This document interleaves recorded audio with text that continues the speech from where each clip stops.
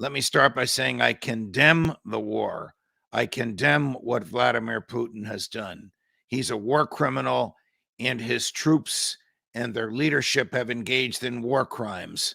Whether anyone will be prosecuted, of course, depends upon the outcome of the war. But it seems to a lot of people, and to me, that the drum beats of war are getting louder. There are many Republicans in the United States Senate who have encouraged the president to send American military jets for Ukraine pilots to fly. That'd be pretty close to a war.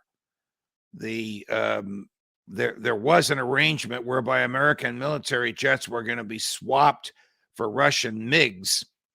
So the Polish Air Force would have American military jets, and the Ukrainian Air Force would have Soviet era MiGs that the Poles had. That would put very valuable American military equipment in a Polish airfield 15 miles from the Ukraine-Russia border, which would make it the subject of an attack. Well, if Poland is attacked, or if American personnel or assets in Poland are attacked, that triggers the NATO treaty.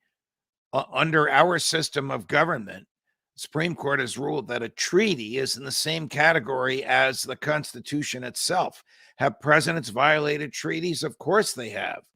But there would be tremendous pressure on President Biden to comply with the treaty, pressure from American political hawks, mainly Republicans in the Senate, and pressure from the other signatories to the NATO treaty for American troops to be on the ground to fight Russians who, under this hypothetical I've created, would have attacked Poland. Can the United States legally get involved in this war between Russia and Ukraine? In a word, no. Unless Congress were to declare war on Russia, in which case there would be no basis for that. There'd be no moral basis for that. Russia hasn't threatened the United States. And declaring war on Russia would be absurd. The first thing Putin would do would be to press a half dozen buttons that would take out half of Los Angeles. Now, we really don't want to go there. We don't want World War III. But without a declaration of war, there's no legal basis. And without an attack on a NATO country, there's no legal basis for President Biden to send troops in. Could he use the War Powers Resolution? The War Powers Resolution is a freak enacted by the Congress over President Nixon's veto in 1973. It was written to restrain Nixon. Nixon vetoed it because he felt that it was unconstitutional, that the president can do whatever he wants in wartime. It doesn't restrain the president, it liberates him.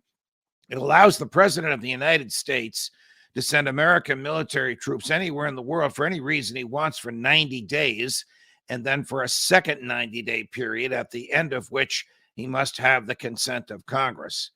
It would be shocking if Joe Biden were to do that, President Biden, but he has the authority to do so.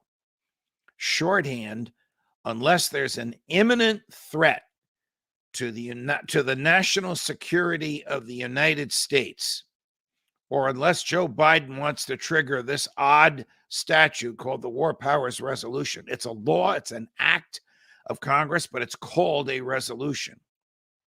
Unless he wants to trigger that, there's no legal way for him to get us involved. If this becomes another Vietnam War where we get involved slowly, baby step by baby step, it'll be a catastrophe for the human beings there and a disaster politically. And this divided nation of ours will be more deeply divided than it has ever been. I come from a position that we shouldn't fight a war unless it's necessary to preserve the security and the freedom of the United States. This dispute between Russia and Ukraine, as one-sided as the war is, as horrific as Vladimir Putin's behavior has been, as war criminal as the behavior of the Russian military has been, it is simply not our fight.